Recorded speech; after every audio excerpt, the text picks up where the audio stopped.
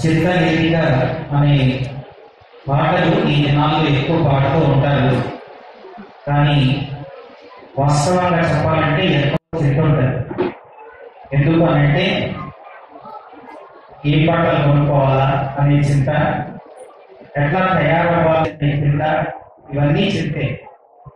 కనుక ప్రభువు చెంత ఉన్న మీరు నిశ్చింతగా ఉండాలంటే ప్రతి మాట శ్రద్ధగా వినాలి.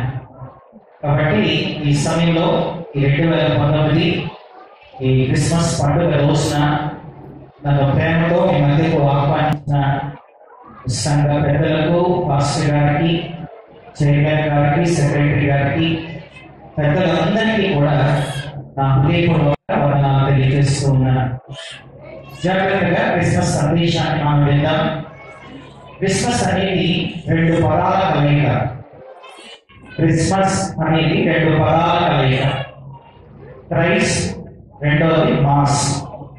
క్రైస్ట్ అనేది గ్రీక్ పదం, మాస్ అనేది లాటిన్ పదం. క్రైస్ట్ అంటే దేవుడు, మాస్ అంటే ఆరాధన లేదా పూజ అని అర్థం. కాబట్టి దేవుణ్ణి పూజించే ఒక గొప్ప పండుగ. క్రిస్మస్ అనేది క్రైస్తవుల పండుగే కాదు, ఇది ప్రపంచ పండుగ. ప్రపంచమంతా జరుపుకుని ఏకైక పండుగ ఇది క్రిస్మస్ పండుగ. కనుక ఒకవేళ క్రైస్తవులే అయితే ప్రపంచంలో 248 దేశాలు, పైచిలుకు దేశాలు ఉన్నాయి. 248 దేశాలు కూడా ఎంతో ఘనంగా జరుపుకునే ఏకైక పండుగ ఒక క్రిస్మస్ పండుగ ఒకటి. కాబట్టి ఈ రోజున మరి మన చిన్న చింతపుట్టలో ఎవరు కూడా ఏ చింత లేకుండా ప్రభు సన్నిధిలో మీరందరూ కూడా ఆనందించాలని నేను ప్రేమతో మనం చేస్తూ ఉన్నాను. క్రిస్మస్ లో ప్రాముఖ్యంగా క్రీస్తు ప్రజలు కలుస్తున్నారు. క్రీస్తు ప్రజలు కలిసిన శుభవేళ, పరలోకం భూలోకం ఆనందించిన వేళ, పరలోక సైన్యం దేవదూతలు భూమి మీద మానవాళి కలిసి మాట్లాడుకున్న వేళ, కారు చీకటిలో వెలుగు ఉదయించిన వేళ, పండితులు పామరులు క్రీస్తును పూజించిన వేళ, ఆకాశంలో స్తుతిగానం భూమి మీద ఆశ్చర్యం, పరలోక గానం భూమి మీద వినిపించిన వేళ, భక్తులు ప్రార్థించిన వేళ, సాతాను కలవరం చెందిన వేళ, యేసు లోకంలో ఉదయించిన వేళ. కనుక దేవుడే మనిషిగా ఈ లోకానికి వచ్చిన ఈ పండుగను లోకమంతా, ప్రపంచమంతా ఎంతో ఘనంగా జరుపుకుంటూ ఉన్నారు. కాబట్టి ఈ పండుగలో ఉన్న మీ అందరికీ, అలాగే చిన్న చింతపుట్టకు చెందిన మరి బంధువులు, అల్లుళ్ళు, కొత్తగా పెళ్ళైన వాళ్ళు అల్లుళ్ళు చూంటారు, కోడళ్ళు చూంటారు, తర్వాత స్నేహితులు, బంధువులు వచ్చిన మీ అందరికీ కూడా క్రిస్మస్ శుభాకాంక్షలు తెలియజేస్తూ ఉన్నాను. చాలా సంవత్సరాల క్రితం అమెరికా దేశంలో ఇలాగే ఒక క్రిస్మస్ మీటింగ్కి డాక్టర్ బిల్లీ గ్రాహం గారిని వాకింగ్ చెప్పడానికి పిలిచారు. మీలాగే అక్కడ కూడా చాలా పాటలు పాడేశారు. పాట మీద పాట, పాట తర్వాత పాట, పాటలే పాటలు. అలా అయిపోయిన తర్వాత బిల్లీ గ్రాహం గారిని వాకింగ్ చెప్పడానికి పిలిచారు. ఆయన స్టేజ్ మీద ఇలాగే నిలబడ్డారు. నిలబడిన ఆయన వాక్యం చెప్పకుండా ఇలాగే టేబుల్ ఉంటే టేబుల్ వైపు ఇలా చూస్తా ఉన్నారట. బిల్లీ గ్రాహం గారు కూర్చున్న వాళ్ళంతా ఈ సంవత్సరం బిల్లీ గ్రాహం గారు క్రిస్మస్ వాక్యం ఏం చెప్తారో అని అందరూ ఆసక్తితో చూస్తా ఉంటే బిల్లీ గ్రాహం గారు ఏమి వాక్యం చెప్పకుండా ఈ టేబుల్ మీద లాగి చూస్తున్నారట. వెనక ఒక పెద్ద స్క్రీన్ ఉంది. అటువైపున ఇటువైపున 2 స్క్రీన్లు ఉన్నాయి. ఆ స్క్రీన్ మీద పెద్దగా ఆయన కనబడుతున్నాడు. బిల్లీ గ్రాహం గారు టేబుల్ మీద ఏముందని చూస్తున్నారని ఆ టేబుల్ మీదకి కెమెరా వేశారు. కెమెరా వేసినప్పుడు ఆ టేబుల్ మీద ఆయన ఏం చూస్తున్నారంటే ఒక చిన్న చీమ పైకి నడుచుకుంటా అలా వస్తా ఉంది, నడుచుకుంటా పోతా ఉంది చీమ. అయితే ఆ చీమ కనబడుతుంది స్క్రీన్ మీద అందరికీ. కూర్చున్న వాళ్ళు అనుకున్నారంట, బిల్లీ గ్రాహం గారు ఎప్పుడు చీమను చూడలేదా, చీమని నలపలేదా, చీమని చంపలేదా, ఎందుకు చీమ ఎప్పుడు చూడనట్టుగా చీమలు అలాగే చూస్తున్నారు ఆయన అని అందరూ ఆ బిలీరామ్ గారి మీద కొంత అసహనం వస్తా ఉంది. ఈలోపు బిలీరామ్ గారు మైక్ ఆన్ చేసి ఆ చీమను చూసి మైక్లో ఇలా చెప్పాడట, చీమ రైట్ సైడ్కి వెళ్ళు అని అన్నాడట. కూర్చున్న వాళ్ళు అందరూ అనుకున్నారట, బిలీరామ్ గారికి చీమ తెలుసా, బిలీరామ్ గారు చెప్తే చీమ వింటదా, కాబట్టి రైట్ సైడ్కి వెళ్ళంటే పోదా, ఏంటి క్రిస్మస్ పార్టీ చెప్పకుండా చీమ రైట్ సైడ్కి వెళ్ళు అంటున్నారు ఏంటి బిలీరామ్ గారు అని అందరూ అనుకుంటున్నారు. ఈలోపు ఆ చీమ అది రైట్కి వెళ్ళకుండా లెఫ్ట్కి వెళ్తా ఉంది. అప్పుడు బిలీరామ్ గారు మళ్ళా మైక్లో అన్నారట, చీమ లెఫ్ట్ కాదు రైట్ అన్నాడంట. అది కిందకు వస్తున్నాడంట. చీమ కింద కాదు, సరే స్ట్రైట్ గా ముందుకి అలా పో అన్నాడంట. అలా పో అంటే అప్పుడు అది రైట్కి వెళ్తా ఉందంట. కూర్చున్న వాళ్ళంతా ఏంటి బిలీరామ్ గారు వాక్యం చెప్పకుండా చీమ రైట్ కి లెఫ్ట్ కి కిందకి ముందుకి అంటున్నారు ఏంటి, అసలు ఈరోజు బిలీరామ్ గారికి ఏమైనా అందరూ అసహనంతో ఉన్నారు. ఈరోజు బిలీరామ్ గారు నోరు తెరిచి ఇలా అన్నారంట. ఏమన్నారంటే, అసలు నేను చెప్పేది చీమకి ఏమైనా అర్థమవుతుందా అని అన్నారంట. అప్పుడు కూర్చున్న వాళ్ళంతా అన్నారంట, మీరు చెప్పేది మీరు ఎంత పెద్ద సేవకుడైంది, బిలీరామ్ గారు ప్రపంచ సువార్తికులు, మీరు ఎంత పెద్ద సేవకులైనా మీరు చెప్పేది చీమకి ఎలా అర్థమైంది అని అన్నారంట. అప్పుడు బిలీరామ్ గారు, మరి నేను చెప్పేది చీమకి అర్థం కావాలంటే నేనేం చేయాలి అన్నారంట. అప్పుడు కూర్చున్న వాళ్ళంతా అన్నారంట, మీరు చెప్పేది చీమకి అర్థం కావాలంటే మీరు కూడా చీమ అయితేనే చీమ చెప్పేది అర్థమైంది, కానీ మీరు చీమ కాదు కాబట్టి మనిషిగా మీరు చీమ కుడివైపుకు ఎడమవైపుకు అంటే అది ఎలా పోతుంది అని చెప్పారు. అప్పుడు బిలీరామ్ గారు, అయితే నేను చెప్పేది చీమకు అర్థం కావాలంటే నేను చీమ కావాల్సిందేనా అని అన్నారు.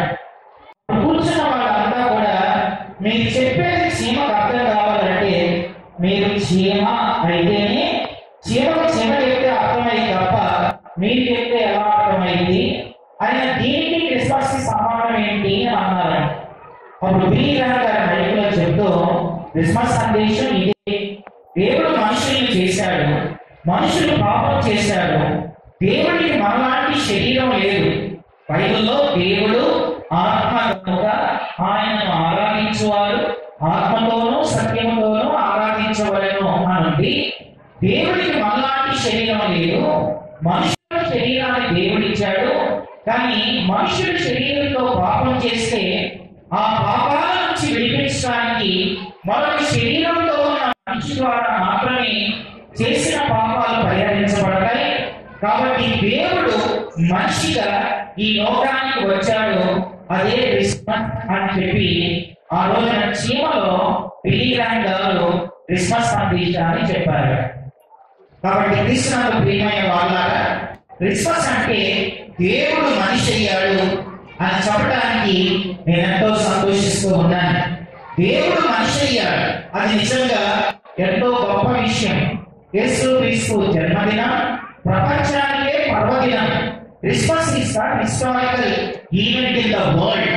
ప్రపంచ చరిత్రలోని ఆయన జన్మ ఒక చారిత్రాత్మకమైనది అని తెలియచేయడానికి నేను ఎంతో సంతోషిస్తూ ఉన్నాను. ఆయన పుట్టుకతోని చరిత్ర రెండు భాగాలైంది. ఆనాటి దినాల్లో అసలు చరిత్రని ఎవరి ద్వారా రెండు భాగాలు చేయాలని మూడు పేర్లు ప్రస్తావనలోనికి వచ్చింది. అందులో ఒక ఆయన పేరు ద గ్రేట్ అలెగ్జాండర్, రెండవది జూలియస్ సీజర్, మూడవది యేసు క్రీస్తు. వీళ్ళ ముగ్గురులో ఎవరి ద్వారా చరిత్రను రెండు భాగాలు చేయాలి అని ఆలోచించినప్పుడు the great Alexander, Julius Caesar వాళ్ళిద్దరూ కూడా రక్తపాతంతో సామ్రాజ్యాలను విస్తరింపజేశారు. కానీ యేసు ప్రభు మనుషులందరినీ ప్రేమించి ప్రేమతో ప్రజల కోసం తన ప్రాణాన్ని పెట్టి ప్రేమ రాజ్యాన్ని స్థాపించిన వాడు యేసు క్రీస్తు. కాబట్టి ఆయనతో చరిత్రను రెండు భాగాలు చేశారు. కాబట్టి క్రీస్తునందు ప్రియులారా, క్రీస్తు శకం క్రీస్తుకు పూర్వం అని చరిత్ర రెండు భాగాలైంది యేసు క్రీస్తు పుట్టుకతోని. కనుక యేసు క్రీస్తు పుట్టుక ఇది చారిత్రాత్మకమైనది, మహోత్కృష్టమైనది, ఎంతో ఘనమైనది. ఈ పండుగను ప్రపంచమంతా ఎంతో వేడుకగా జరుపుకుని గొప్ప పండుగ ఈ క్రిస్మస్ పండుగ. కాబట్టి ఈ పండుగలో ఉన్న మీ అందరికీ నేను ఎంతో సంతోషిస్తూ మీకు క్రిస్మస్ శుభాకాంక్షలను మరొక మాట తెలియజేస్తూ ఉన్నాను. అంత మాత్రమే కాకుండా ఈ భూమి మీద ఒక వ్యక్తి పుట్టక ముందు తను ఎక్కడ పుడతాడో ఎవరికి తెలియదు. మనం పుట్టక ముందే మనం ఎక్కడ పుడతామో మనకి ఎవరికి తెలియదు. మీలో ఎవరైనా నేను చిన్న చిన్నలో పుడతాను అని ముందే అనుకోని పుట్టినోళ్ళు ఎవరైనా ఉన్నారా అని అంటే అలా అనుకోని ఎవరు పుట్టరు. మనం పుట్టక ముందే మనం ఎక్కడ పుడతామో మనకి తెలియదు. అలాగే మనం పుట్టక ముందే ఏ తల్లిదండ్రుల ద్వారా ఈ లోకంలోకి వస్తామో మనకి తెలియదు. మనం పుట్టక ముందే ఏ ఊర్లో పుడతామో మనకి తెలియదు.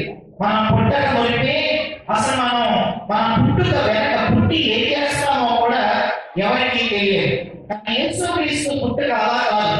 ఆయన పుట్టక ముందే ఆయన ఎక్కడ పుడతాడో 750 సంవత్సరాలకు ముందే ఆయన ఎక్కడ పుడతాడో ఉంది. తర్వాత ఎవరి ద్వారా ఈ లోకానికి వస్తాడో ఉంది. తర్వాత ఏ స్థలంలో పుడతాడో ఉంది. ఆయన పుట్టిన తర్వాత ఆయన ఏ తేజంతో ఈ లోకంలో జీవిస్తాడో అన్ని కూడా కారణాలు ఉన్నాయి. అంటే ఆయన కారణ జన్ముడు అని మనకు అర్థమవుతుంది. కాబట్టి 2019 సంవత్సరాల క్రితం ఈ లోకానికి వచ్చిన యేసుక్రీస్తు జన్మ వెనక కొన్ని కారణాలు ఉన్నాయి. కాబట్టి ఈ సమయంలో నేను క్రిస్మస్ సందేశంలో అసలు యేసు ప్రభు 2019 సంవత్సరాల క్రితం ఈ లోకానికి ఎందుకు వచ్చారు, 7 కారణాలు త్వరగా చెప్పి నేను నా సందేశాన్ని ముగిస్తాను. 7 కారణాలు చెప్తాను. అసలు దేవుడు మనిషిగా ఈ లోకానికి ఎందుకు వచ్చాడు, దేవుడు దైవం మానవుడిగా ఈ భూమికి ఎందుకు దిగి వచ్చాడు అనేది మనం అర్థం చేసుకోవాలి. 7 కారణాలు ప్రధానంగా మనం పరిశుద్ధ బైబిల్ గ్రంథంలో మనం చూస్తాం. ఆయన ఎందుకు ఈ లోకానికి వచ్చాడు అనే కారణాలు 7 కారణాలు చెప్తాను. జాగ్రత్తగా గ్రహించండి. వినేవాడు శ్రద్ధగా వినండి, రాసుకునేవాడు రాసుకోండి. యేసుక్రీస్తు జన్మ వెనక దాగి ఉన్న 7 ఉద్దేశాలు, 7 ప్రధానమైన కారణాలు ఉన్నాయి. దాన్ని బట్టి ఆయన ఈ లోకానికి వచ్చాడు. మొదటి కారణం యోహాను సువార్త 1వ అధ్యాయం 18వ వచనం. ఆయన ఎందుకు ఈ లోకానికి వచ్చాడు అంటే మొదటి కారణం యోహాను సువార్త 1వ అధ్యాయం 18వ వచనంలో మనం చూస్తే అక్కడ ఇలా ఉంది, ఎవడునో ఎప్పుడైనా దేవుణ్ణి చూడలేదు, తండ్రి రొమ్మనున్న అద్వితీయ కుమారుడే ఆయనను బయలుపరచెను అని ఉంది. మొదటి కారణం అసలు దేవుడు మనిషిగా ఈ లోకానికి ఎందుకు వచ్చాడు అనంటే లోకానికి దేవుణ్ణి బయలుపరచడానికి దేవుడు మనిషిగా ఈ లోకానికి వచ్చాడు. ఇప్పుడున్న మాట ఎవడునో ఎప్పుడైనానో దేవుణ్ణి చూడలేదు, ఆ దేవుణ్ణి లోకానికి బయలుపరచడానికి దేవుడు మనిషి అయ్యాడు అని మనం చూస్తాం. వినండి జాగ్రత్తగా, మీకు ఉదాహరణ చెప్తేనే అర్థమైంది. మా దగ్గర నేను కేసీఆర్ గెస్ట్ హౌస్, మా కరీంనగర్ లో నేను కేసీఆర్ గెస్ట్ హౌస్ దగ్గర నేను ఉంటాను. ఆ దగ్గరలో బట్టి ఇస్త్రీ చేసిన ఒక ఆయన ఉన్నాడు.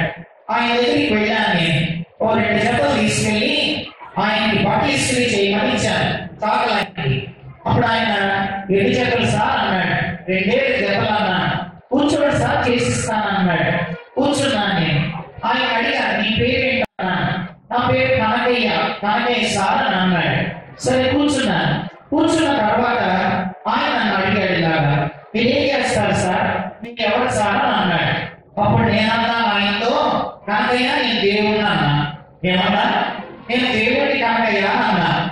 పట్టిశ్రీ చేసేవాడు నా వైపు చూసి, జోక్ చేయకండి సార్, మీరెట్లా దేవుడు అవుతాడు అని అన్నాను. అప్పుడు నేనన్నా, మా ఇంటి దగ్గరలో కేసీఆర్ గెస్ట్ హౌస్ ఉంది, అక్కడికి ఎంతో మంది కాకి డ్రెస్ వేసుకొని పోలీస్ వ్యాన్ లో చాలా మంది వెళుతున్నారు కదా, వాళ్ళు ఎవరు అని అన్నా. వాళ్ళు పోలీస్ సార్ అని అన్నాడు. తర్వాత హాస్పిటల్కి వెళ్తే, దవాఖానాకి వెళ్తే తెల్ల డ్రెస్ వేసుకొని మెడలో సెరస్ స్టెతస్కోప్ వేసుకొని ఒక ఆయన అటు ఇటు నడుస్తూ ఉంటే ఆయన ఎవరు అన్న డాక్టర్ సార్ అన్నాడు. ఆమె వెనకాల తెల్ల డ్రెస్ వేసుకొని పైన చిన్న టోపీ పెట్టి చిన్న డ్రెస్ వేసుకొని వెళ్తే ఎవరన్నా నర్స్ సార్ అని అన్నాడు. తర్వాత స్కూల్లో కర్ర పెట్టుకొని పిల్లలు అల్లరి చేయకుండా అటు ఇటు తిరుగుతున్నాడు అనుకో ఆయన ఎవరన్నాడు టీచర్ సార్ అని అన్నాడు. ఆర్టీసీ బస్ ఎక్కి టీఎస్ఆర్టీసీ బస్ ఎక్కి టికెట్ అని కాకి డ్రెస్ వేసుకుని ఒక ఆయన వస్తాడు. ఆయన ఎవరు సార్ ఎవరు అన్నాడు. ఆయన కండక్టర్ సార్ అని అన్నాడు. కాకి డ్రెస్ వేసుకుంటే పోలీస్, తర్వాత డాక్టర్ డ్రెస్ వేసుకుంటే డాక్టర్ అన్నావు, నర్సు డ్రెస్ వేసుకుంటే నర్స్ అన్నావు, తర్వాత కర్ర పట్టుకొని ఆ స్కూల్లో తిరుగుతుంటే టీచర్ అన్నావు, కండక్టర్ డ్రెస్ వేసుకుంటే కండక్టర్ అన్నావు. మరి నేను ఏ డ్రెస్ వేసుకుంటే దేవుడు వల్ల అందరూ చెప్తానయ్యా. నేను ఏ డ్రెస్ వేసుకుంటే దేవుడిని, నేను దేవుడు అంటే నువ్వు నమ్మట్లేదు కదా, నేను ఏ డ్రెస్ వేసుకుంటే నువ్వు దేవుడు అని నమ్ముతావు నువ్వే చెప్తానయ్యా. ఆలోచనలో పడ్డ తర్వాత నేను అన్నాను, కనకయ్య ఈ భూమి మీద ఎంతో మంది నేనే దేవుణ్ణి అని చెప్పేవాళ్ళు ఉన్నారు, నేను దేవుడు అంటే నువ్వు నమ్మట్లేదు. అయితే ఒక మాట నేను కనకయ్య, అసలు ఈ భూమి మీద ఒక వ్యక్తిని మనం దేవుడు అనాలంటే ఆయన ప్రధానంగా 6 లక్షణాలు ఉంటాయి. ఒక ఆయన్ని దేవుడు అనాలంటే ఎవరినైనా సరే ఈ 6 లక్షణాలు ఎవరికి ఉంటాయో వారిని దేవుడు అనొచ్చు అని అన్నాను. ఏంటో చెప్పండి సార్ అని అన్నాడు. అప్పుడు నేను చెప్పాను, 6 లక్షణాల్లో మొదటిది ఆయన క్రియేటర్ అయి ఉండాలి, అంటే సృష్టికర్త అయి ఉండాలి కనుక అన్నాను. ఒక ఆయన దేవుడు అనాలంటే ఆయన సృష్టికర్త అయి ఉండాలి.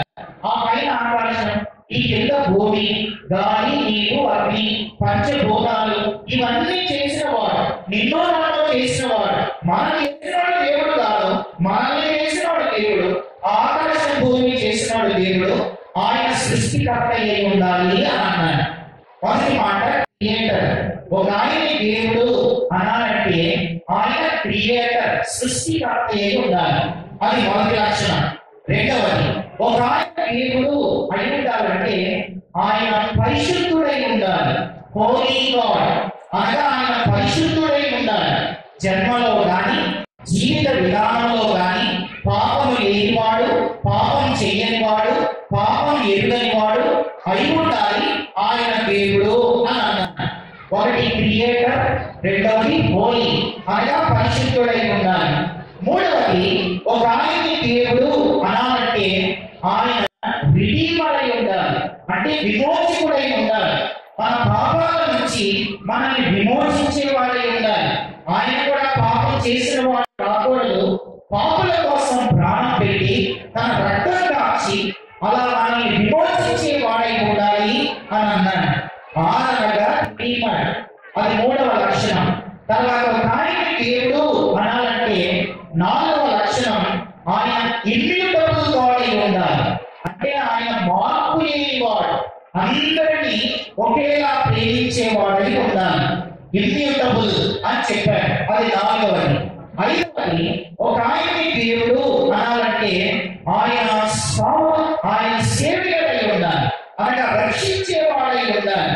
తర్వాత ఆరవది, ఒక ఆయన దేవుడు అనాలంటే ఆయన ట్రాన్స్ఫార్మర్, అంటే మార్పులు చేసేవాడు, మార్చేవాడు ఉండాలి అన్నాడు.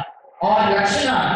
ఎవరినైనా ఒక ఆయన దేవుడు అనాలంటే ఈ 6 లక్షణాలు ఉండాలి. మొదటిది క్రియేటర్, రెండవది హోలీ గాడ్, మూడవది రిడీమర్, నాలుగవది ఇమ్యూటబుల్, ఐదవది సేవియర్, ఆరవది ట్రాన్స్ఫార్మర్. CHRIST, Christ, Christmas. కనుక నేను చెప్పింది CHRIST చెప్పాను. నేను అసలు క్రిస్మస్ లో 2 పదాలు అన్నాను.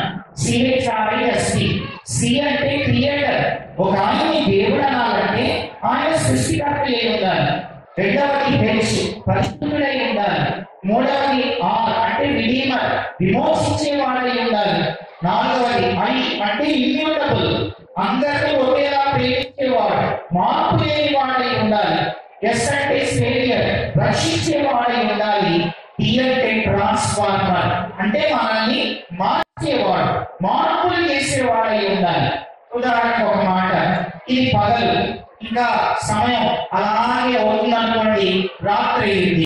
వినండి, పగలను రాత్రిగా ఎవరు మారుస్తున్నారు? రాత్రి అయితే రాత్రిని పగలుగా ఎవరు మారుస్తున్నారు? మనం ఏమైనా మారుస్తున్నారా? మన ముఖ్యమంత్రి గారు ఏమైనా మారుస్తున్నారా? మన రాష్ట్రపతి గారు ఏమైనా మారుస్తున్నారా? పగటిని రాత్రి వలె, రాత్రిని పగటి వలె ఎవరు మారుస్తున్నారు? మార్చేవాడు, మార్పులు చేసేవాడు ఉండాలి. ఆయన దేవుడు. ఒక ఆయన దేవుడు అనాలంటే ఆయన మార్చేవాడు ఉండాలి. నన్ను మార్చాడు, అలాగే నిన్నో మారుస్తాడు కనకయ్య అని చెప్పి ఆ క్రైస్ట్ లో ఉన్న 6 లక్షణాలు ఆయనకి చెప్పాను. కాబట్టి దేవుడు అనే మాట, దేవుణ్ణి తెలుసుకోవాలని అన్వేషణ ఈ భూమి మీద ప్రతి మనిషికి ఉంది. కాబట్టి ఆ మనుషులకు నిజమైన దేవుణ్ణి లోకానికి పరిచయం చేయడానికి దేవుడు మనిషిగా ఈ లోకానికి వచ్చాడు. ఆయన యేసుక్రీస్తు.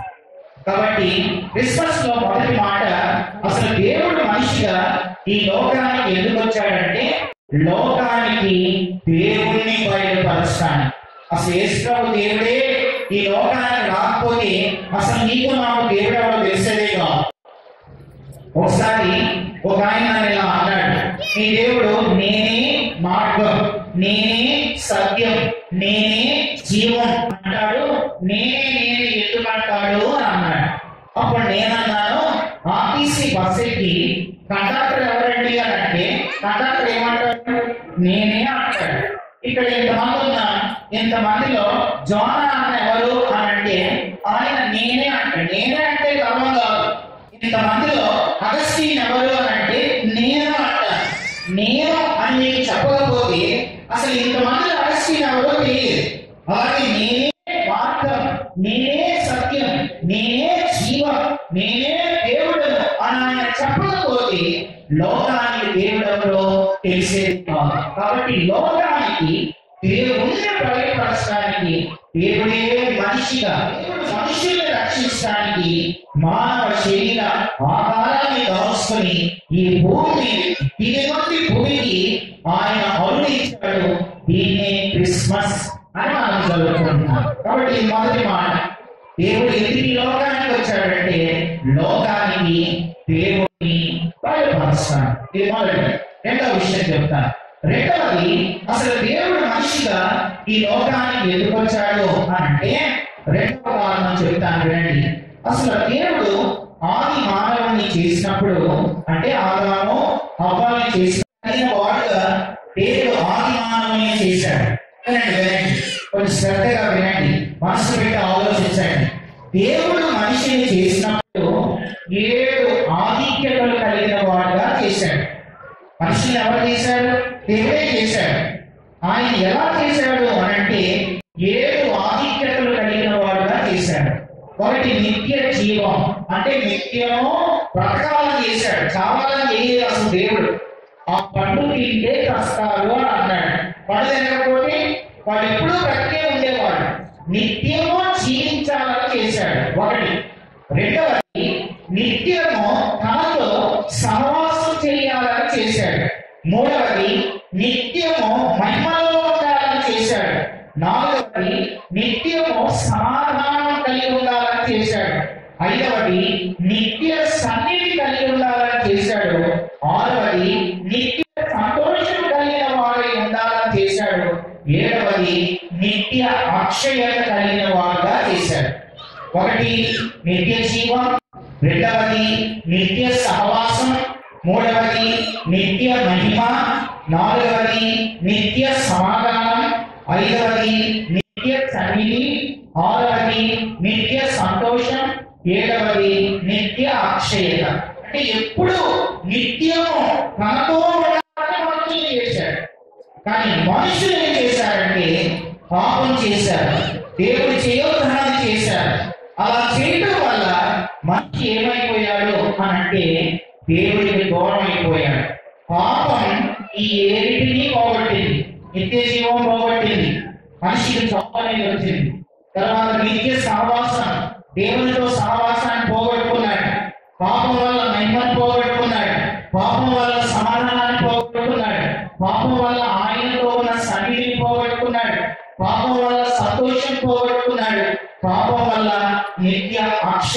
కూడా మానవుడు పోగొట్టుకున్నాడు. కాబట్టి దేవుడు మనిషిగా 2019 సంవత్సరాల క్రితం ఆయన ఎందుకు ఈ లోకానికి వచ్చాడంటే, మానవుడు పాపంతో దేన్నైతే పోగొట్టుకున్నాడో మరలా అది యేసుక్రీస్తు ద్వారా దేవునితో మరలా ఇవ్వడానికి దేవుడు మనిషిగా ఈ లోకానికి వచ్చాడు. మొదటి కారణం లోకానికి దేవుడిని బయలుపరచడానికి. రెండవ కారణం పాపముతో పోగొట్టుకున్న బంధాన్ని, సంబంధాన్ని తిరిగి పునరుద్ధరించడానికి దేవుడు మనిషిగా ఈ లోకానికి వచ్చాడు. అంటే పాపంతో ఏదైతే పోగొట్టుకున్నాడో అది మానవులకు తిరిగి ఇవ్వడానికి దేవుడు మనిషిగా ఈ లోకానికి వచ్చాడు. పాపంతో మానవుడు ఏం పోగొట్టుకున్నాడు? ఒక మాటలో చెప్పాలంటే నిత్య సంతోషం అని అన్నాను. సంతోషాన్ని పోగొట్టుకున్నాడు. మరలా మనుషులకు సంతోషాన్ని ఇవ్వడానికి, ప్రజలందరికీ కలగబో మహా సంతోషకరమైన ఆ సంతోషం ఇవ్వడానికి దేవుడు మనిషిగా ఈ లోకానికి వచ్చాడు. చాలా దినాల క్రితం ఒక ఆయన హాస్పిటల్లో డాక్టర్ దగ్గరికి వెళ్ళాడట. డాక్టర్ దగ్గరికి వెళ్ళి కూర్చున్న తర్వాత 500 ఫీజు కట్టి లోపలికి వెళ్ళాడు. డాక్టర్ గారు నవ్వుకుంటూ ఏంటండి ప్రాబ్లం అన్నారు. ఆ ముందు వచ్చిన ఆయన, నాకు అన్నీ ఉన్నాయండి, బిల్డింగ్ ఉంది, కార్లు ఉన్నాయి, ఆస్తి పాస్తులు అన్నీ ఉన్నాయి, కానీ నాకు సంతోషం లేదు. కాబట్టి నా ప్రాబ్లం ఏంటో మీరు టెస్ట్ చేసి చూసి నాకు 4 గోళీలు ఇస్తే ఆ సంతోషంగా నేను బ్రతుకుతాను అన్నాడు. వెంటనే డాక్టర్ ఈ టెస్టులన్నీ రాసుకురండి అని చెప్పి అన్ని టెస్టులు రాశాడు. టెస్టులు అంటే 40,000 రూపాయలు అయ్యాడు. 40,000 రూపాయలు టెస్టులు చేయించాడు. 500 ఫీజు కట్టాడు. రిపోర్ట్లన్నీ వచ్చిన తర్వాత ఆ రిపోర్ట్లన్నీ తీసుకొని డాక్టర్ దగ్గరికి వెళ్ళాడు. డాక్టర్ గారు రిపోర్ట్స్ వచ్చినాయా నవ్వుకుంటూ మాట్లాడాడు. కూర్చున్న ఆయన ఆ తర్వాత ఒక్కొక్క రిపోర్ట్ చూసి అన్ని నార్మలే వచ్చినాయి. అప్పుడు ఆ ముందు కూర్చున్న ఆయన చూసి రిపోర్ట్స్ అన్ని నార్మలే వచ్చినాయి, మరి మీరు ఎందుకు సంతోషంగా ఉండకపోతున్నారు అని అన్నాడు. అప్పుడు ఆ ముందు కూర్చున్న ఆయన ఇలా అన్నాడంట. ఏమన్నాడంటే, ఆ మొక్కేదో నాకు తెలిస్తే, ఆ విషయం ఏదో నాకు తెలిస్తే 40,500 రూపాయలు ఎందుకు ఖర్చు పెట్టాను అన్నాడు. కనుక అది కూడా చెప్తామని కదా నీ దగ్గరికి వచ్చింది, 40,000 ఖర్చు పెట్టింది, నాకు అన్నీ ఉన్నాయి కానీ సంతోషం లేదు, జాయ్ లేదు, హ్యాపీ లేదు, కారణం ఏంటో చెప్పండి అన్నాడు. ఇప్పుడు డాక్టర్ బాగా ఆలోచించి, మీ ఇంట్లో టీవీ ఉందా అన్నాడు. ఉందా అన్నాడు. టీవీ ఉందా? ఉంది. అయితే చాప్లిన్ అని ఒక ఆయన ఉంటాడు, ఆయన సీడీ తెచ్చుకొని వేసుకోండి, బాగా నవ్వుతారని అన్నాడు. డాక్టర్ చెప్పుకుంటా ముందు కూర్చున్న ఆయన డాక్టర్ ఆయన చూసి, ఓ పిచ్చి డాక్టర్, నీ ముందు కూర్చున్న నేనే చాప్లిన్ అన్నాడు. ఆ ముందు కూర్చున్నది ఎవరు? చాప్లిన్. ఆయన ప్రపంచాన్ని నవ్వించాడు, నవ్విస్తూ ఉన్నాడు, కానీ నిజ జీవితంలో నవ్వు లేదు, నిజ జీవితంలో ఆనందం లేదు, నిజ జీవితంలో హ్యాపీ జాయ్ కానీ లేదు. ఈరోజు మనుషులు చాలా మంది బయటికి నవ్వుతున్నారు, నవ్విస్తున్నారు, ఏ చిత్తా లేని వాళ్ళుగా కనిపిస్తున్నారు, కానీ దేవుడు నిజమైన సంతోషం, శాంతి, సమాధానాలు, ఆనందం అది మనుషులకు ఇవ్వడానికి, మానవుడు పాపంతో ఏదైతే పోగొట్టుకున్నాడో అది తిరిగి మానవుడికి ఇవ్వడానికి దేవుడు మనిషిగా ఈ లోకానికి వచ్చాడు. అందుకే లోకమంతా కూడా ఆయన ద్వారా ఏదైతే పోగొట్టుకున్నామో అది తిరిగి పొందుకునే మార్గం యేసే. కాబట్టి యేసు ఈ లోకానికి వచ్చిన ఈ క్రిస్మస్ పండుగను లోకమంతా జరుపుకుంటూ, ఇది రెండవ కారణం. మూడవ కారణాన్ని జ్ఞాపకం చేస్తానండి. మూడవది, అసలు దేవుడు మనిషిగా ఈ లోకానికి ఎందుకు వచ్చాడు? మత్తయి సువార్త 1వ అధ్యాయం 21వ వచనం. దేవుడు మనిషిగా ఈ లోకానికి ఎందుకు వచ్చాడు? ఒకటి, లోకానికి దేవుడిని బయలుపరచడానికి. రెండవది, మానవుడు ఏదైతే పోగొట్టుకున్నాడో అది మరలా తిరిగి ఇవ్వడానికి. మూడవది, ఆయన ఎందుకు ఈ లోకానికి వచ్చాడు అని అంటే, మూడవ కారణం మత్తయి సువార్త 1వ అధ్యాయం 21వ వచనంలో అక్కడ ఇలా ఉంది, ఆమె ఒక కుమారుని కలను తన ప్రజలను వారి పాపముల నుండి ఆయనే రక్షించును కనుక ఆయనకు యేసు అని పేరు పెట్టుదురు. మూడవ కారణం, ఆయన ఎందుకు ఈ ప్రజల పాపముల నుండి రక్షించడానికి రక్షకుడుగా ఈ లోకానికి వచ్చాడు. అంటే పాపముల నుండి విడిపించడానికి, పాపముల నుండి విడిపించడానికి దేవుడు మనిషిగా ఈ లోకానికి వచ్చాడు. అంటే ఆయన గాయకుడు కాదు, తన చేతుల్లోని పాంగోనో మిగతా వాయిద్యాలు ఎప్పుడూ ఆయన వాయించలేదు. అంటే ఆయన ఒక మ్యూజిషియన్ కాదు. యేసు ప్రభు బ్రతుకున్న దినాల్లో ఎంతో మంది వ్యాధిగ్రస్తుల్ని బాగు చేశాడు. అలానే ఆయన డాక్టర్ కూడా కాదు. యేసు ప్రభు బ్రతుకున్న దినాల్లో సమాజంలో వెలివేయబడిన వాడిని ఈ మాటలతో సమాజంలోకి చేర్చాడు. అలానే ఆయన ఒక సంఘ సంస్కర్త కాదు. యేసు ప్రభు బ్రతుకున్న దినాల్లో ధనవంతులతో మాట్లాడి మీ ధనాన్ని పేదలకు ఇవ్వండి అన్నాడు. అందులో ఒక ఆయన అన్యాయం చేసిన వాళ్ళకి 4 ఇద్దరు ఆస్తిలో సగం పేదలకు ఇచ్చాడు. అలానే ఆయన కమ్యూనిస్ట్ లీడర్ కూడా. యేసు ప్రభు బ్రతుకున్న దినాల్లో ఆయన చెప్పిన మాటల్ని బట్టి కొన్ని పాశ్చాత్య దేశాల్లో వారి రాజ్యాంగ పరిపాలన పద్ధతుల్లో ప్రజలు మార్పులు కోరుకుంటున్నారు. అలాగే ఆయన రాజకీయవేత్త కాదు, ఆయన కవి కాదు, గాయకుడు కాదు, మెజిషియన్ కాదు, ఫిజిషియన్ కాదు, సంఘ సంస్కర్త కాదు, రాజకీయ నాయకుడు కాదు, కమ్యూనిస్ట్ లీడర్ అంతకంటే కాదు. మరి ఏది కానప్పుడు 2019 సంవత్సరాల నుంచి ఎన్నో దినాలు లోకమంతా ఆయన జన్మను ఎందుకు జరుపుకుంటుంది అని అంటే, ఆయన లోకానికి వచ్చిన ముఖ్యమైన కారణం ఏంటంటే మానవ సమస్య నుంచి మనుషుల్ని విడిపించడానికి ఆయన లోకానికి వచ్చాడు. ఏంటి మానవ సమస్య? మానవ సమస్య ఒకవేళ డబ్బు అయితే ధనవంతుల్లా వచ్చేవాడు. మానవ సమస్య ఒకవేళ చదువు అయితే పండితుల్లా వచ్చేవాడు. మానవ సమస్య ఒకవేళ ఆరోగ్యం అయితే డాక్టర్లా వచ్చేవాడు. మానవ సమస్య ఒకవేళ ఆర్డర్ అనే న్యాయం అయితే జడ్జిగా వచ్చేవాడు. మానవ సమస్య ఒకవేళ ప్రొటెక్షన్ అయితే ఓ ఎస్పీ గానో డిఎస్పీ గానో డిఐజీ గానో వచ్చేవాడు. మానవ సమస్య పరిజ్ఞానం అయితే సైంటిస్ట్ లా వచ్చేవాడు. మానవ సమస్య ఒకవేళ భవనాల నిర్మాణం అయితే ఇంజనీర్ గా వచ్చేవాడు. కానీ మానవ సమస్య ఏమి కాదు. మానవ సమస్య ఏంటంటే పాపము. మానవ సమస్య పాపం. ఈ రోజున భూమి మీద ఉన్న ప్రతి వ్యక్తికి జన్మ పాపం ఉంది, ప్రతి వ్యక్తికి కర్మ పాపం ఉంది. మానవుడు జన్మతః కర్మతః పాపి. పాపి యొక్క పాపం నుంచి విడిపించి మనుషుల్ని రక్షించడానికి దేవుడు మనిషిగా ఈ లోకానికి వచ్చాడు. ఎవరైనా సరే ఈ భూమి మీద ఏ కులమైనా, ఏ మతమైనా, ఏ జాతి అయినా, ఏ ప్రాంతమైనా ఎవరైనా సరే తమలో ఉన్న పాపం నుంచి విడుదల పొందడానికి మార్గం ఒక్కడే, ఆయనే యేసుక్రీస్తు. యేసుక్రీస్తును నమ్మితే మీ పాపాలు పోతాయి, మీకు పరలోకం ఉంది అని క్రిస్మస్ సందేశాన్ని నేను మీకు ప్రకటిస్తున్నాను. ఇంకా మీకు అర్థం కావడానికి చెప్తాను. ఇది శిక్ష విధించాడు. వెంటనే బోన్లో నుంచి బయటకు తీశారు. తీయడంతో పక్కనున్న పోలీసు ఆయన అడిగాడు, 10,000 కట్టు లేదా జైలుకి నడవని అన్నాడు. ఆమె భయపడిపోతా ఉంది, ఏడుస్తా ఉంది. అయ్యో 10,000 నా దగ్గర లేవు, ఆ జైలు శిక్ష నేను అనుభవించలేను అని ఏడుస్తూ ఉండగా ఒక అద్భుతం జరిగింది. ఏంటా అద్భుతం అంటే, ఆ జడ్జి గారి స్థానంలో కూర్చున్న జడ్జి గారు పైకి లేచి నిలబడ్డాడు. తన వంటి మీద ఉన్న కోటు తీసి ఆ కుర్చీ మీద వేసి పైనుంచి నల్లగా కిందకి దిగి వచ్చాడు. జడ్జి గారి పైనుంచి కింద దిగి వచ్చి ఆ యవనస్తురాలు పక్కన నిలబడి తన జోబులో ఉన్న చెక్ బుక్ తీసి ఆమె బదులు ఆ 10,000 ఆయన కట్టి ఆ తర్వాత దాన్ని కోర్టు సబ్మిట్ చేసి ఆమెని నీ బదులు నేను కట్టాను, ఇక నువ్వు వెళ్ళిపోవచ్చు అని చెప్పి ఆ యవనస్తురాలు వెళ్ళిపోమన్నాడంట. ఎందుకంటే ఆ యవనస్తురాలు ఎవరు అని అంటే జడ్జి గారి కూతురే.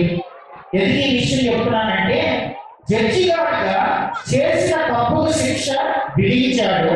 కానీ ప్రేమించిన తండ్రిగా, కన్న తండ్రిగా పైనుంచి కిందకు దిగి వచ్చి ఆమె పాపం, ఆమె తప్పులకు వచ్చిన శిక్ష నుంచి ఆమె విడిపించాడు. 2019 సంవత్సరాల క్రితం ఇదే జరిగింది. భూమి మీద మనుషులందరినీ దేవుడే చేశాడు. జన్మతః కర్మతః మనుషులు పాపం చేశారు. దేవుడు పాపానికి శిక్ష విధించాడు.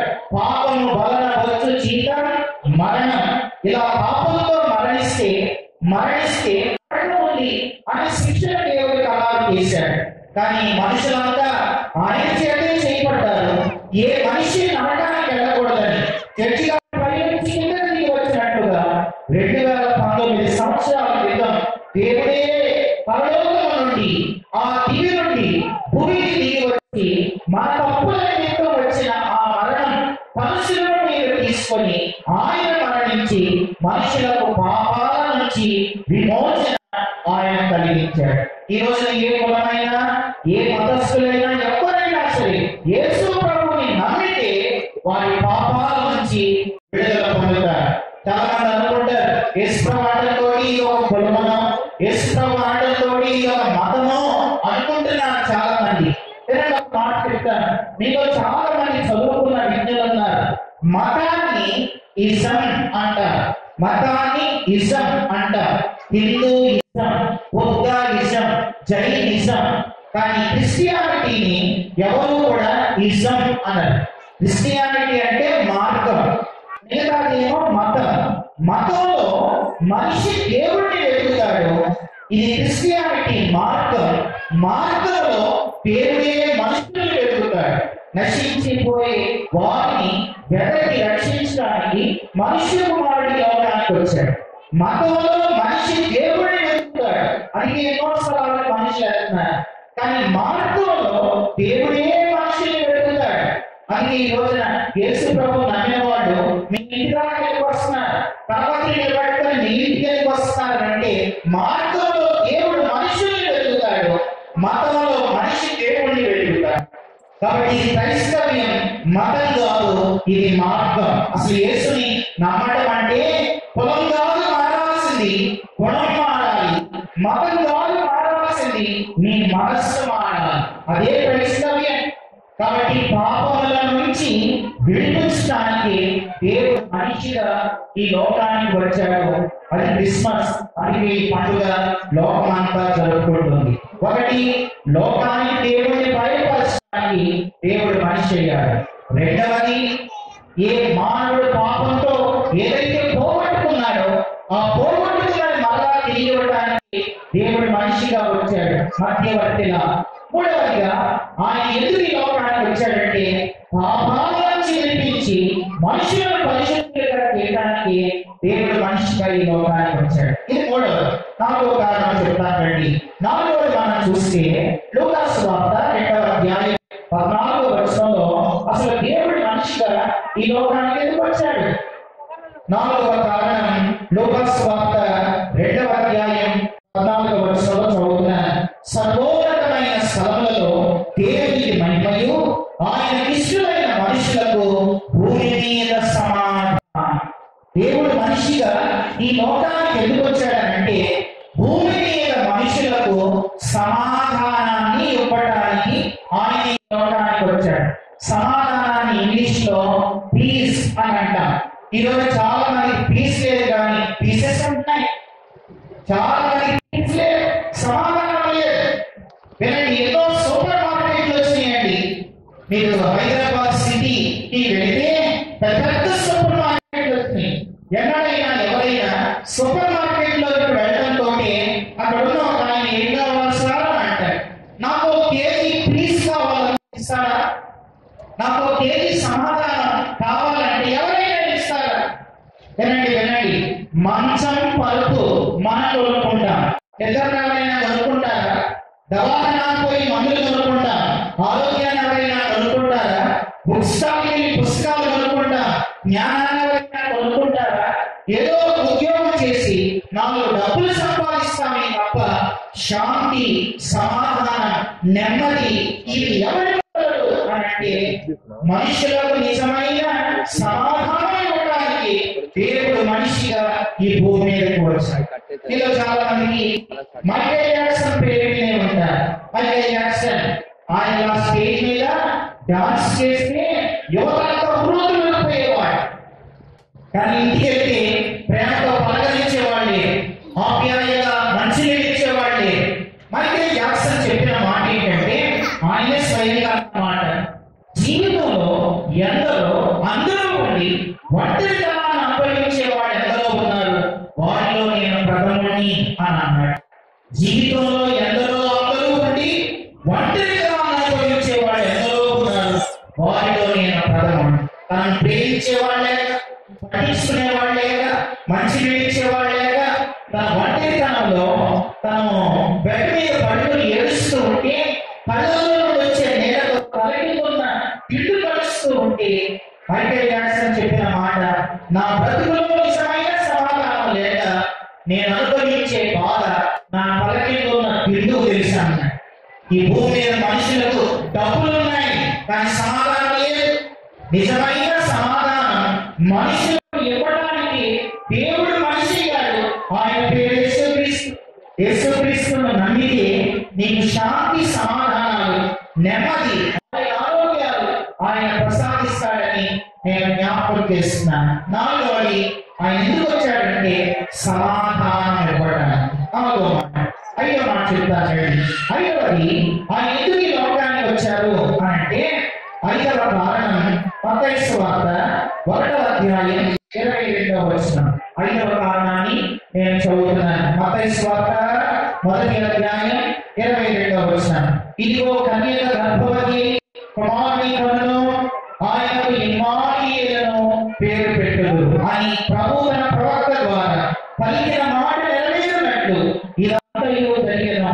ఇమ్మానుయేలు పేరు నాకు భాషాంతరమున దేవుడు మనకు తోడు అని అర్థం.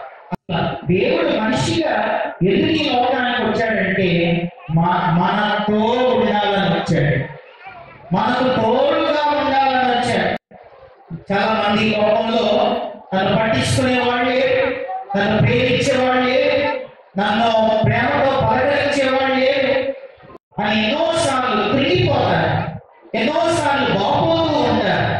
కానీ అసలు దేవుడు మనిషిగా ఎందుకు వచ్చాడంటే ఆయన నీతో ఉండాలని వచ్చాడు. అసలు ఆదాము దేవుడు ఎందుకు చేశాడు? ఆదాము ఎందుకు చేశాడు అని అంటే దేవుడు మనతో ఉండాలి, దేవుడే మనతో ఉండాలనుకున్నాడు. మన దేవుడితో ఉండడం కాదు, దేవుడే మనతో ఉండాలని ఆయన మనుషుల్ని చేశాడు. ఇదందరూ కొంచెం తీసుకుపోయినట్లున్నారు. చాలా దినాల క్రితం ఇలాంటి క్రిస్మస్ దినాల్లోనే రాజమండ్రిలో అక్కడున్న యవనస్తులంతా ఒక స్కిట్ వేశారు. రాజమండ్రిలో యవనస్తులు ఒక స్కిట్ వేశారు. అది నేను యూత్ మీటింగ్ లో కూడా చెప్పినట్లున్నాను.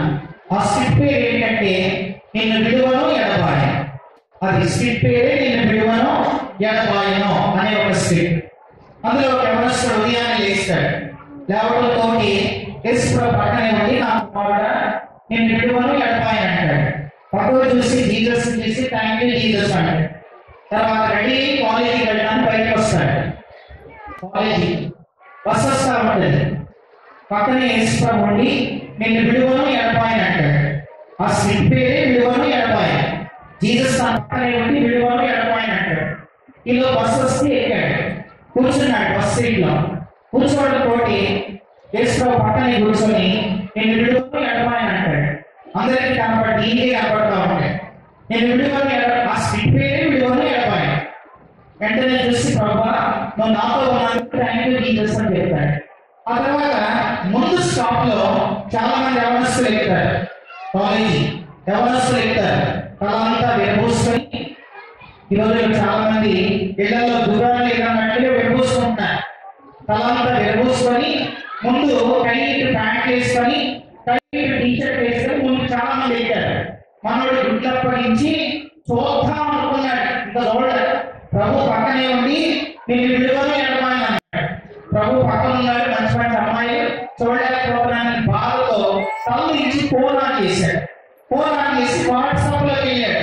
హ్యాండ్సాప్ లేవు కదా, ఇప్పుడు హ్యాండ్సాప్ లేవు, అన్ని వాట్సాప్. అసలు ఇంతకుముందు క్రిస్మస్ వస్తే నిజంగా ఇంతకుముందు క్రిస్మస్ అంటే ఎంతమంది ఫోన్ చేసి అన్న హ్యాపీ క్రిస్మస్ అని చెప్పేవాడు. ఇప్పుడు ఎవరు ఫోన్ చేయలేదు. నాకు అసలు ఒక్కరు కూడా ఫోన్ చేయలేదు.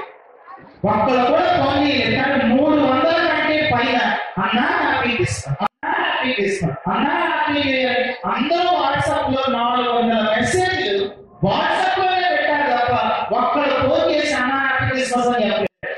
ఈ ఫోన్ వచ్చిన తర్వాత ఇక పలకరింపులు తగ్గిపోయి అన్ని ఇందులోని ఒక మెసేజ్ పెడితే చాలు.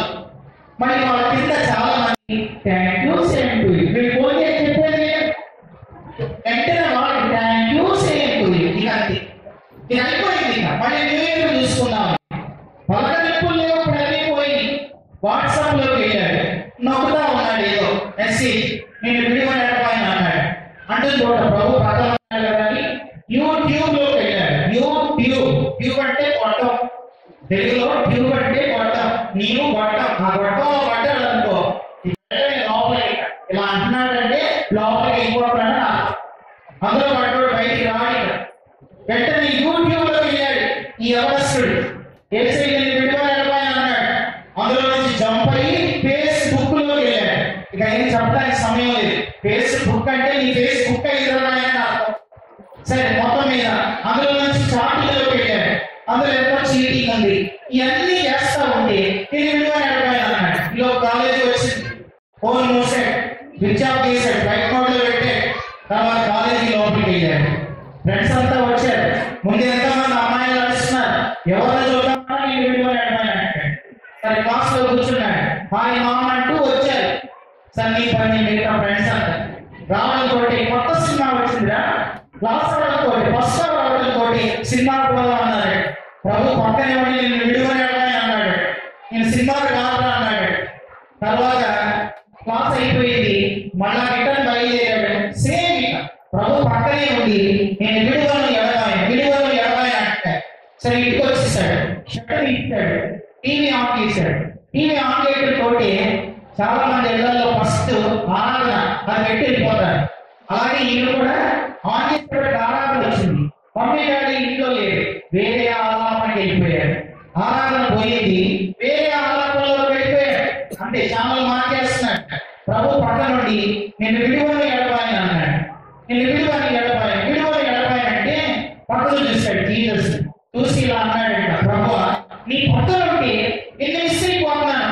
ఓ సినిమా చూడండి, అమ్మాయిని చూడండి, ఫ్రెండ్స్ తో జోకులు లేవు, చాటింగ్ లేవు, ఫేస్బుక్ లేదు, వాట్సాప్ లేదు, ఏంటి నా కష్టం. కాబట్టి నువ్వు నా పక్క నుండి నాకు చాలా కష్టంగా ఉంది ఆయన.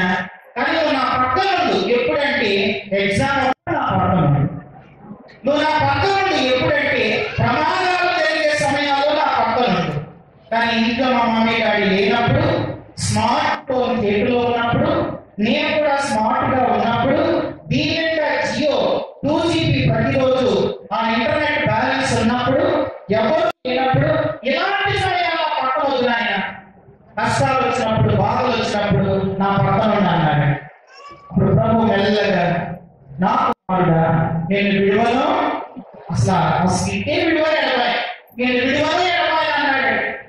అనడంతో వెంటనే ప్రభు చూసి విడిచిపెట్టవా, నేను విడువని ఎడబాయి.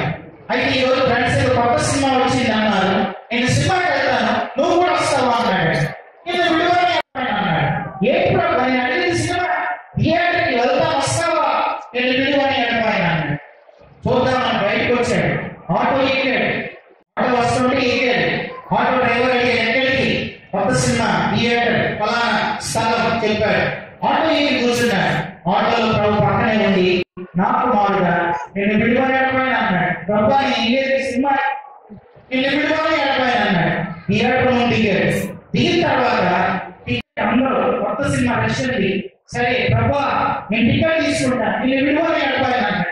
టికెట్ తీసుకున్నాడు.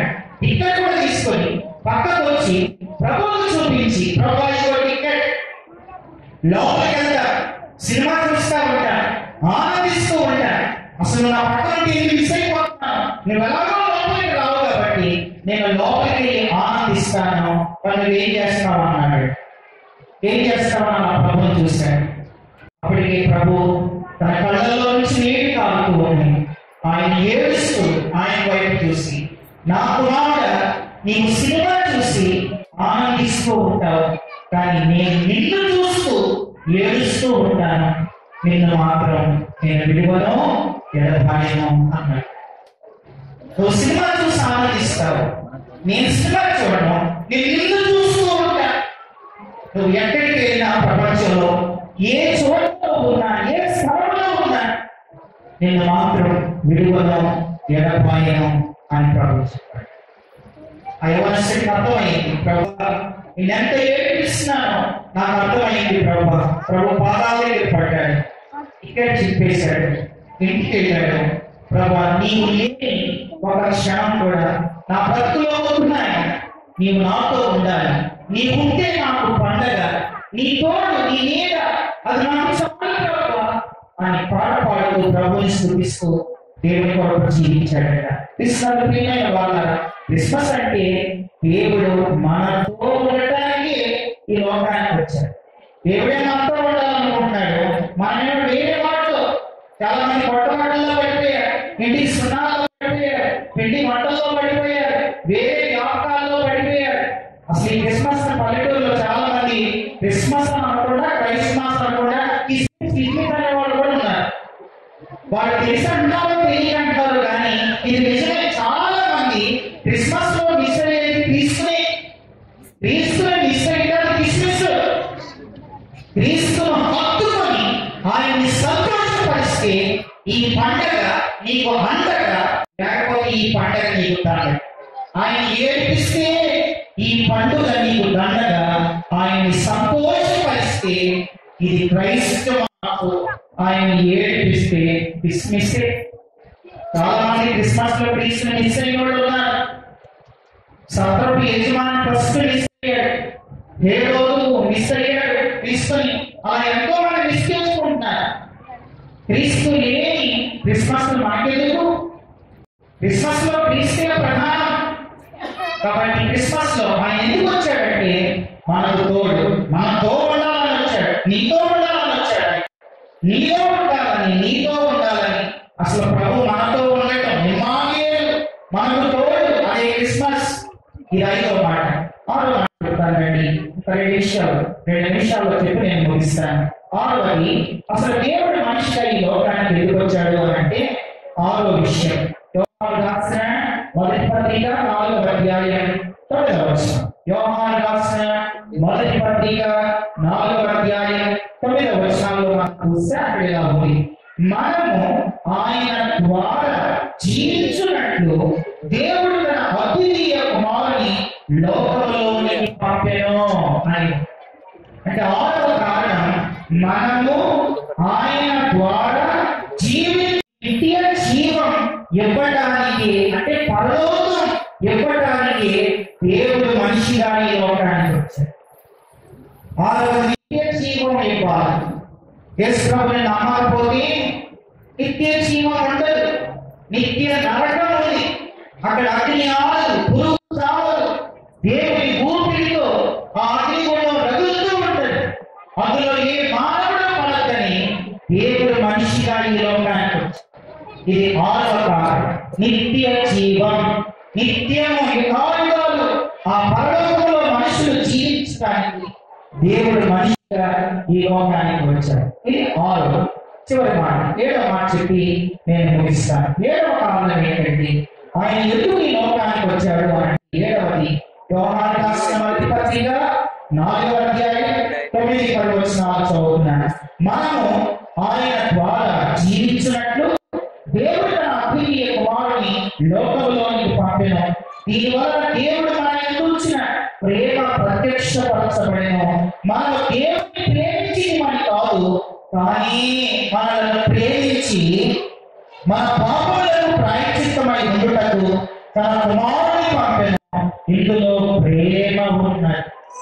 ఏదో ఏంటంటే అసలు దేవుడు మనిషిగా ఈ లోకానికి ఎదుకొచ్చాడంటే ఆయన ప్రేమను పొందాలని, పొందిన ప్రేమను లోకానికి పంచాలని దేవుడి లోకానికి మనిషిగా వచ్చాడు. దేవుడు అంటే ప్రేమ. యోహాను 3:16 దేవుడు లోకమును ఎంతో ప్రేమించి. దేవుడు అంటే ప్రేమ. ఆయన ప్రేమను మనం పొందాలి, పొందిన ప్రేమను లోకానికి పంచాలి. అంటే ఈ క్రీస్తు ప్రేమ లోకానికి నమ్మిన వాళ్ళు పంచాలి. ఓ సీక్రెట్ చెప్తారు. దేవుడు మొట్టమొదటిగా యేసు క్రీస్తును మరియకు అందించాడు. మరియ యోసేపుకు అందించింది. యోసేపు సమాజానికి అందించాడు. సమాజం శిలువకు అందించింది. శిలువ సమాధికి అందించింది. సమాధి శిష్యులకు అందించింది. శిష్యులు సంఘానికి అందించారు. సంఘంలో ఉన్న మనము ఆ ప్రేమను లోకానికి అందించాలి. క్రిస్మస్ అంటే దేవుడి ప్రేమను పంచడం. క్రిస్మస్ అంటే దేవుడి ప్రేమను లోకానికి అందించాలి. మదర్ టెరిసా పేరు ఉంటాడు. మదర్ టెరిసా తెలియని వాళ్ళు ఎవరున్నారు?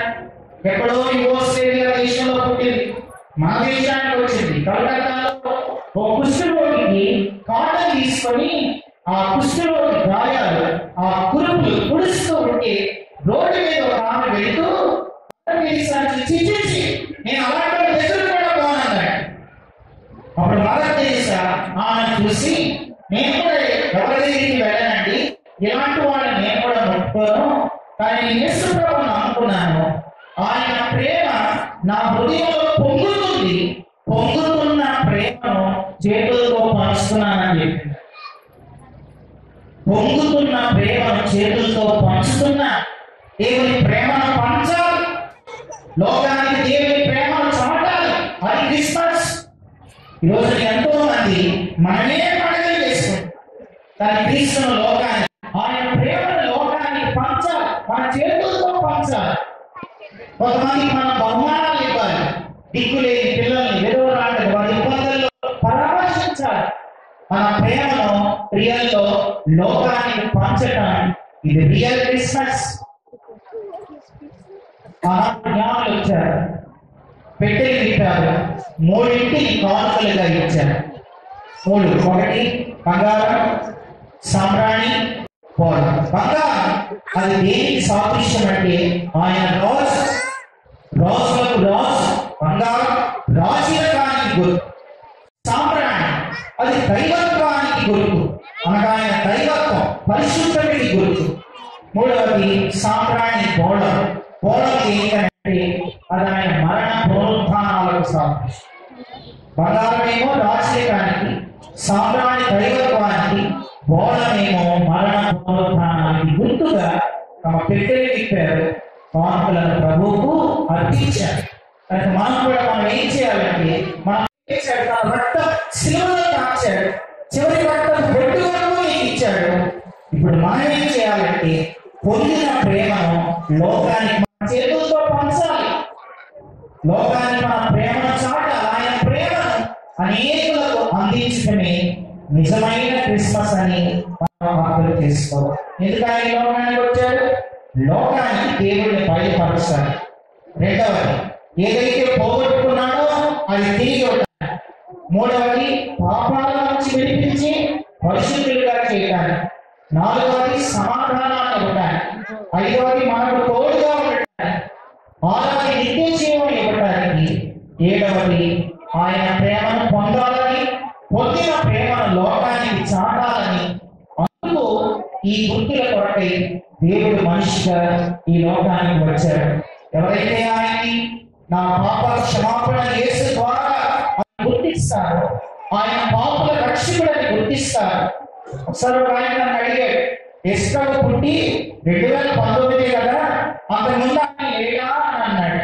అప్పుడు ఆయన నేనేం చెప్పానంటే, అంతకుముందు ఆయన క్రీస్తు మనిషిగా యేసుగా ఈ లోకానికి వచ్చాడు.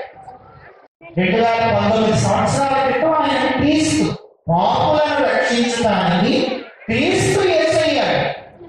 అందుకే క్రైస్ట్ మాస్ లో క్రీస్తు అంటే దేవుడు, ఆయన ఆరాధించే పండుగే క్రిస్మస్. కనుక దేవుడు మనిషిగా వచ్చాడు. అంతకుముందు క్రీస్తు ఆయన దేవుడు, యేసు అంటే రక్షకుడు. నిన్ను నన్ను రక్షించడానికి రక్షకుడిగా ఈ లోకానికి వచ్చాడు.